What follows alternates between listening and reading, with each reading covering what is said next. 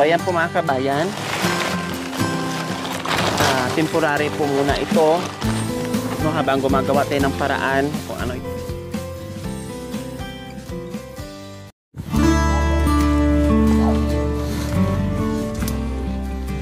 Magandang umaga po sa ating lahat mga kabayan.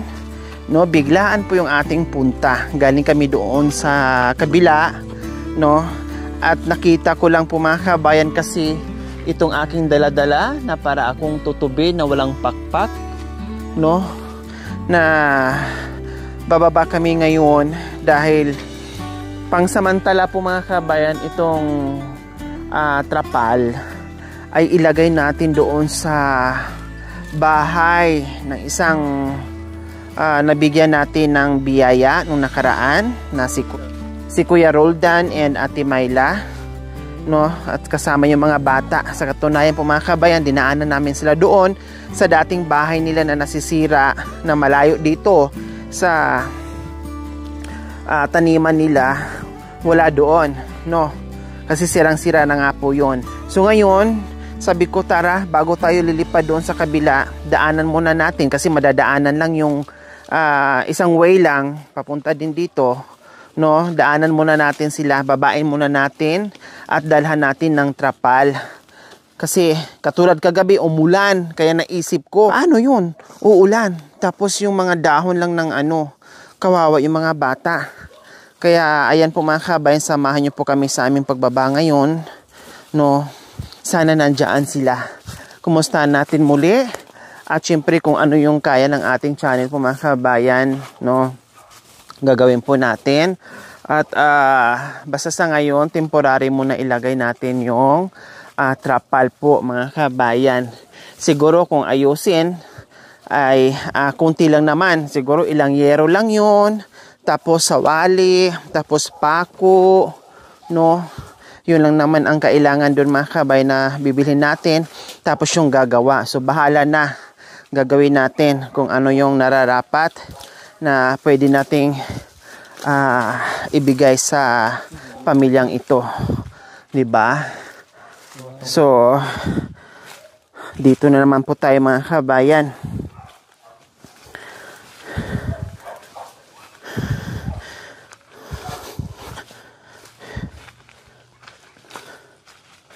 Dito tayo, mag-shortcut tayo kasi masyadong dyan. Ay, mag-shortcut. Dito tayo daan kasi masyadong matarik. Madulas tayo. Yan. Ang daming guyabano.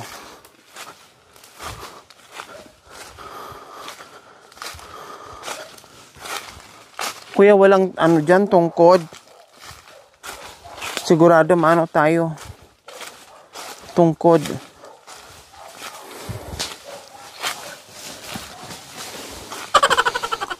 So ito po mga kabayan, no, baka magtaka kayo, no, kung bakit dito sila sa masyadong liblib at mahirap na tirahan po mga kabayan. So ayan po mga kabayan, no, baka magtaka kayo, no, bakit kahirap-hirap dyan, bakit napakadelikado, puro bangin, bakit dyan sila nanirahan. Dati po kasi mga kabayan, si Kuya Roldan and Ate Myla, nung bagong nagsama sila, no, bagong mag-asawa, wala pa silang anak. So dito na po talaga sila nanirahan, no. Yung lola nila, yung kaanak nila o sila, yung nagpalaki ni Kuya Roldan, ay dito na sila nanirahan. Kumbaga, dito na sila lumaki hanggat nag-asawa sila ni Ate Myla at ni Kuya Roldan. At dito na rin pinanganak yung kanyang panganay na anak. So, nalipat sila doon sa itaas, no.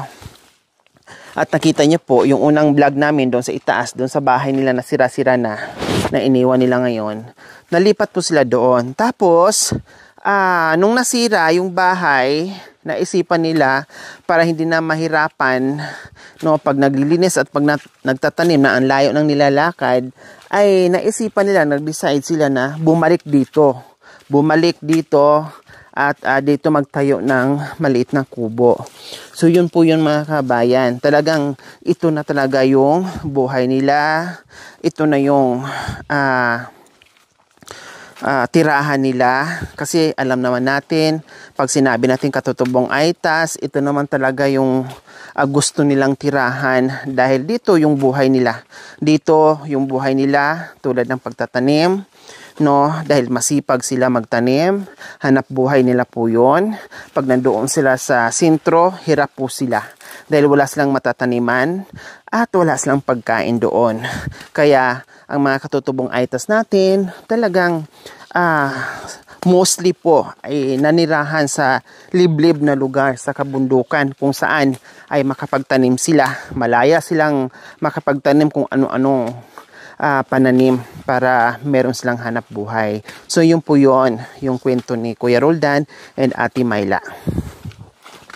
So ngayon, may umuusok na dyan. So ayan po mga kabayan, pahirapan habang palapit tayo ng palapit sa ano nila.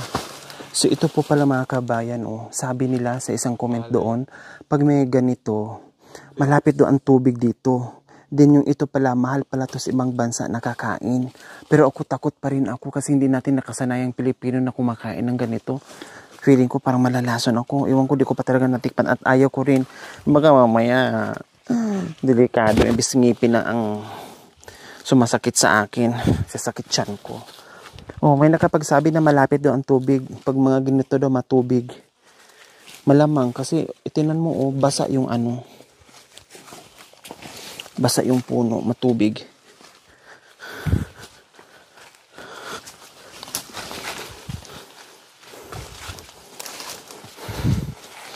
Kung hindi ka taga bundok mga kabayan, huwag ka nang pumunta dito. Hindi mo kakayanin. Madulas, madapa, hulog ka sa bangin.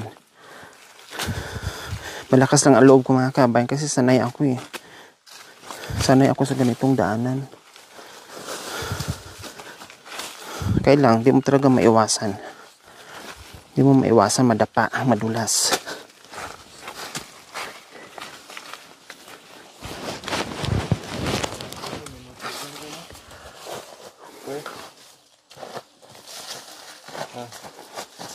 So, nandyan na po sila mga kabayan. Naririnig ko. Pero mayroon ng umuusok. Siguro nag-start na mag-uling. Ang purpose lang talaga natin dito is maihatid at samantala maitapan natin doon sa bubungan kasi umulan noong kagabi, naalala ko sila. Kawawa yung mga bata.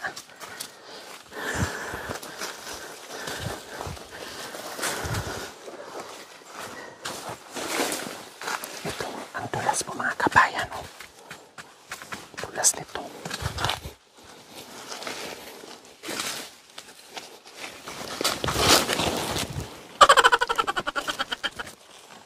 Utak ang gamitin.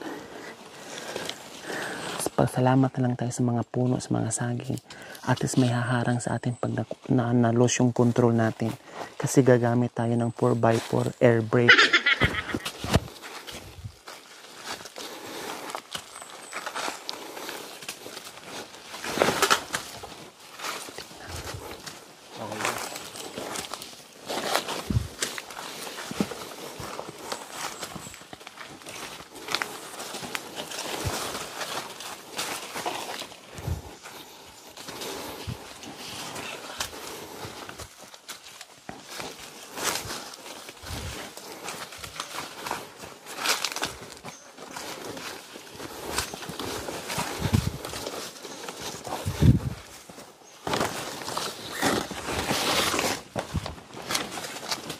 So, ayan na po.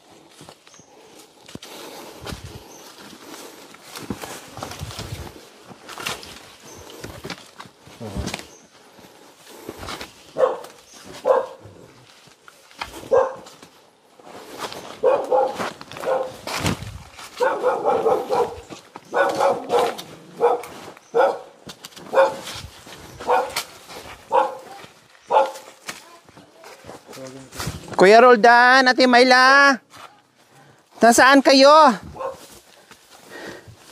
Ay, Ginoo ko.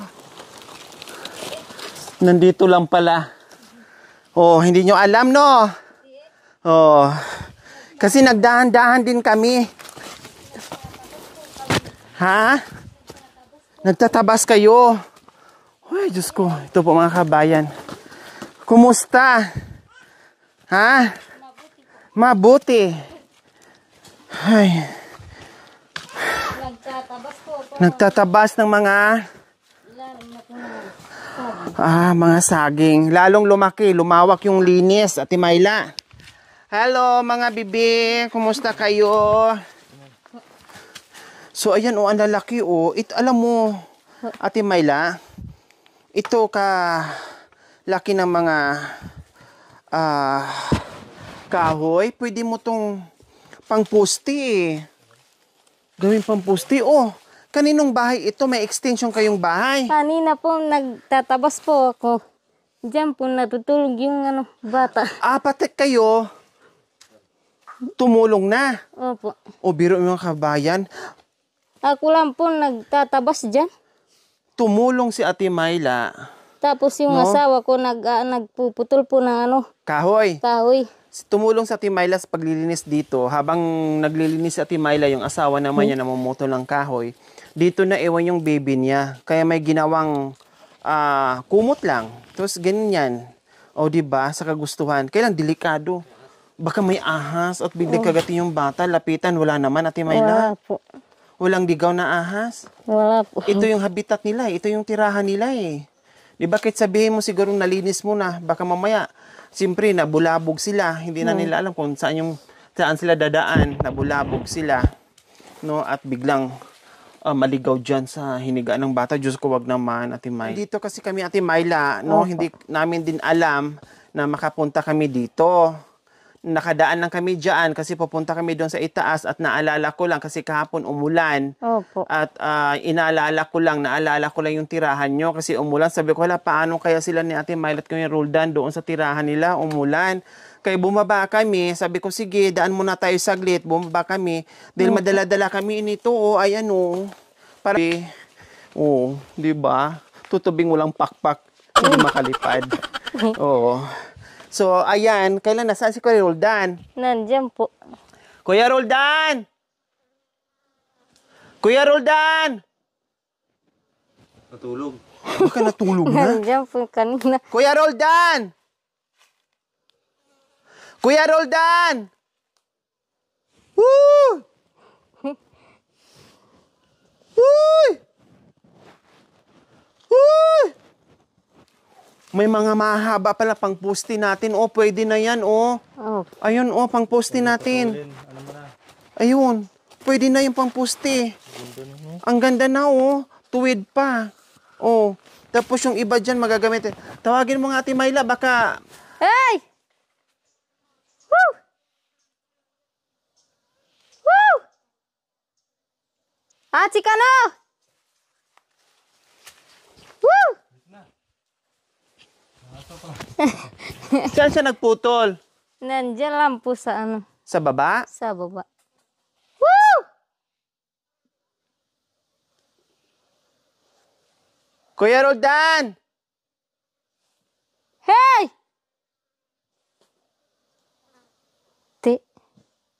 Kuya! May maingay doon, Woo! Chikano! Woo! Sa yun, Ayun, Hey! Nila, kanu? Kuya Roldan at si Kawa! Maku ka kanu de! Makuka ka dide! Mapagal na ako! Makukal ka dide! Salita namin po yun. Mikini, honey! Honey, si sweet Mikini.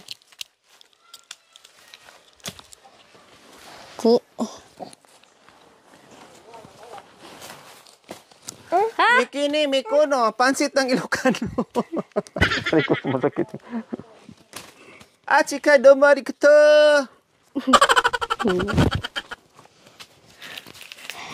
Kumusta? Mabuti. Diyos ko. Kahit anong hirap na nakikita natin mga kabayan, pero sa kanila walang hirap. Mabuti ang lahat ng bagay-bagay dito sa kabundukan. Walang kahirap-hirap dito. Lahat mabuti, masarap tumira dito sa kabundukan. At walang gutom. Tama kayo, Roldan? Opo. Oh, di ba? Kumusta kayo, honey?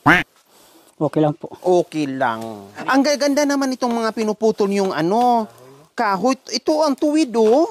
Opo. Ito ulingin. Opo. Saan ka mag-uuling? Dito po. Dito. Dito kay banda mag-uuling. May dala-dala akong trapal. Kasi, inalala ko yung umulan. Naalala ko kagabi ay yung bahay nyo, yung tulugan nyo na napaka hirap. Kaya sabi ko, baba muna tayo bago ito diretso doon. At ilagay natin yung trapal. Ito muna temporary, Kuya Roldan, Ate Myla, ha? Pangsamantala muna ito ilagay natin. Tapos mag-uusap tayo na ayusin natin ng konti yung bahay. At least kahit paano magiging komportable yung mga bata. Kahit sabihin na natin sanay na kayo, oo, sige. Kasi yun na talaga ang buhay nyo dito. No? Yun na talaga ang pinakabahay nyo dito, pinakamagandang bahay dito sa kabundukan. Naintindihan namin yon. O natawa si Roldan na sinabi kong pinakamagandang bahay. Okay yun. Naintindihan namin yon. Pero siyempre, kahit papaano yung mga bata, no, magiging komportable at magiging safe sila kasi hindi natin mapipigilan yung pag-ulan, pagbaha. So talagang mararanasan natin yan. So ayusin natin konti yung bahay, Kuya Roldan, ha, na hindi ganyan. At iakyat natin dito konti kasi sabi mo daanan ng tubig yan. O paano? Kung tag-ulan na dire-diretso at saka ito, wag naman sana, no, lapitin sa landslide, no? And then yung bagsak ng tubig pag sobrang lakas ng ulan papunta dito, wag natin ilagay doon sa daanan ng tubig, no? I-distance natin ng konti, ilayo natin ng konti para safe yung mga bata. Ha, Kuya Roldan? So ilagay natin yung trapal at pag-usapan natin mamaya kung paano. Okay, sige. So, ilagay muna natin to, Kuya Roldan, pwede? Ilagay natin sa bubong. Opo. Tapos, dito sa saingan nyo, maglagay din tayo ng trapal dyan. Para pag umulan, init, hindi na kasi malilim. Pag umulan, kung tuloy-tuloy yung pagluluto kung anong maluluto nyo. Basta ikabit muna natin yung trapal. Pangsamantala muna, ha? Okay, sige, tara. Ay, nangangasim ako sa kamyas. Hala, ang lalaki, nangasim ako. Saan kinuha yan, Ate Myla? Diyan po sa taas po. Ay, puking.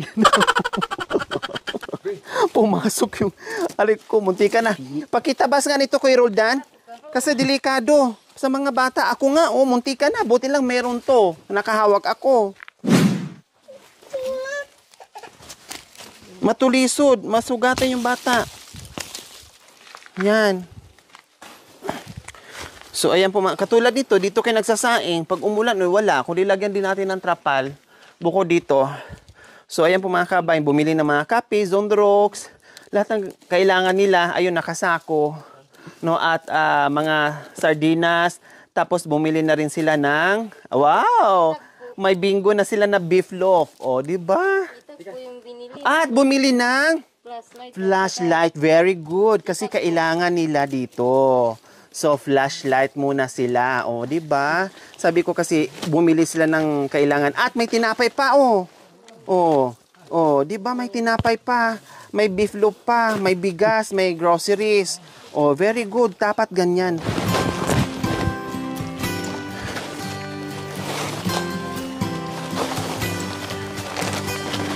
Dito ako sa dulo. Doon sa dulo, kuya. So, ayan po mga kabayan.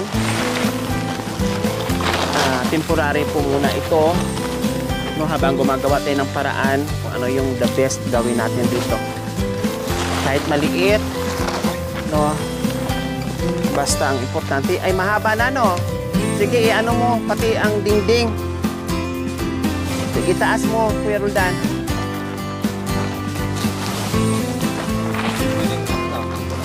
O, ito pangtabing na rin dito, Kuya Roldan. Kasi meron na dyan, di ba?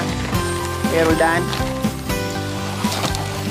Huwag mo masyadong hilain para at least dito merong ano, may tabing dito. Ayan.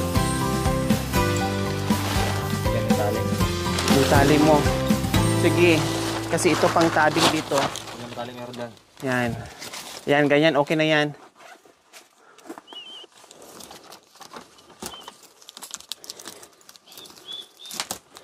Yan. Para hindi lang bababa, tapos dito rin. Para at least may ano dito. May harang. Yung lamig, yung hangin. Oh. Kasi nakatiwangwang lang mga kabayan. Tapos pag umulan, siyempre, aanggi yun. Iusog mo tong lutuan mo, Kuya Roldan, ha? Opo. Baka maano to. Inin to sa apoy yung ano, trapal. Ayan. Tapos kabilaan din. Ganun din. Tapos dito. Ano?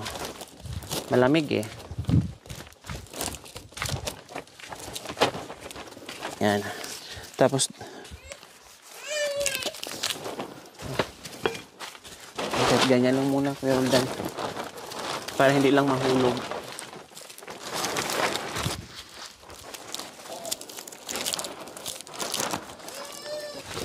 So, ayan. So, at least nalagyan na natin. Pag umulan, hindi na sila mababasa. No? At hindi na lalamigin dahil napaikutan na ng trapal. No? Tapos ito, itali na lang, Kuya Roldan. Ganyan na lang. Yan. Tapos tanggalin nyo na lang sa gabi, ha?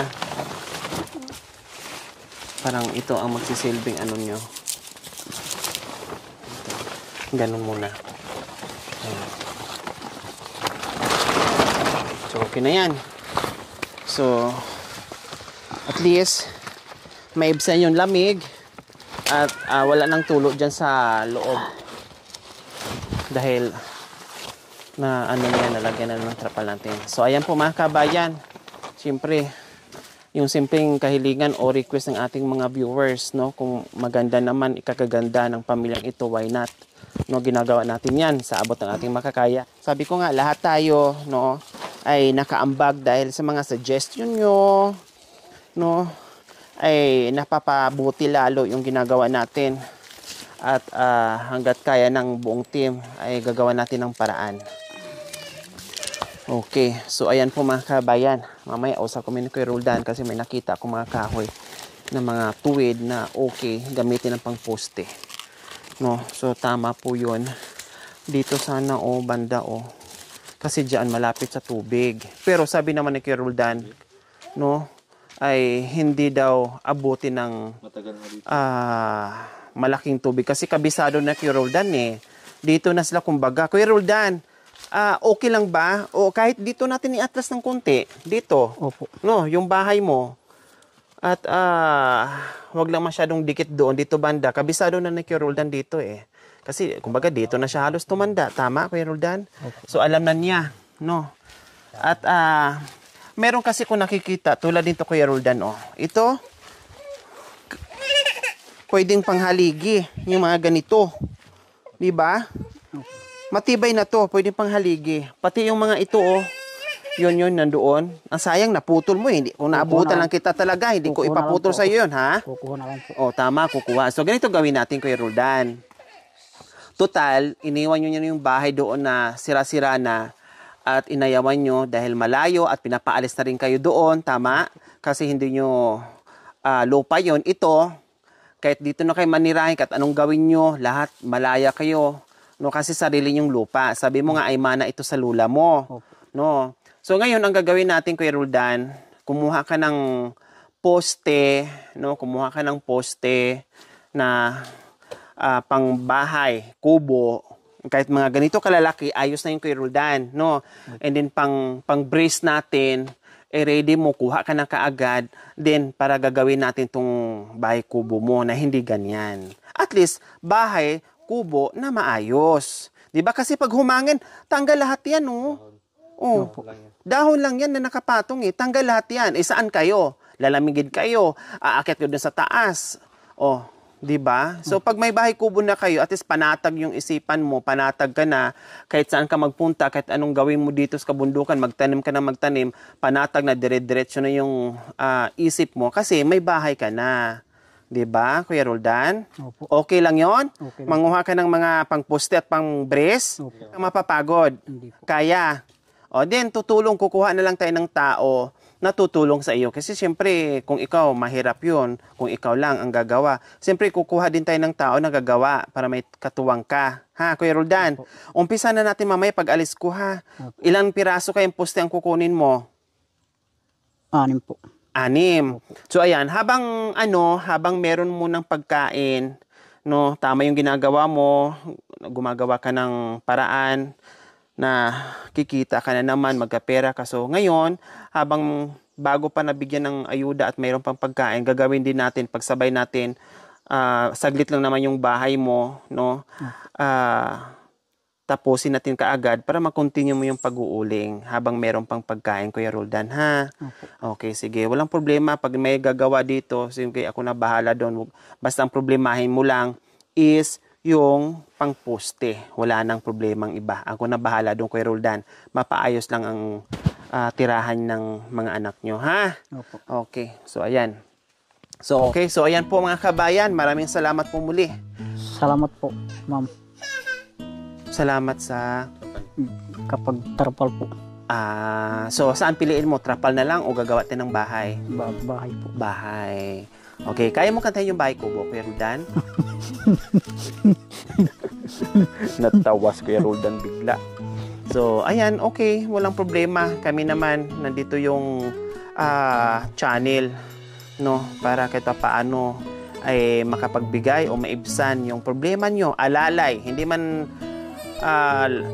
lahat na nabibigyan, no, at hindi man ganong kalakihan, hindi man ikayayaman, pero kahit paano nandito, makaalalay man lang sa problema nyo araw-araw, no, na hinaharap, Kuya Roldan. Okay? So, ayos yung usapan natin, Kuya Roldan. So, ayan po mga kabayan. Maraming salamat po muli sa ating lahat.